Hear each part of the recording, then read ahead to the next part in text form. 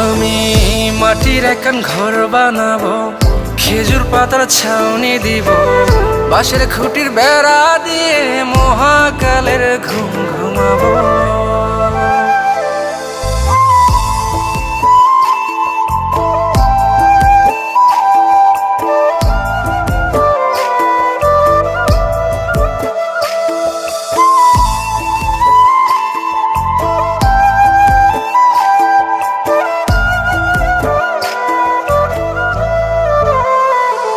আরে ছাইরা যাইব ইটের শহর, মাটির ঘরে খাটবে রে প্রহর।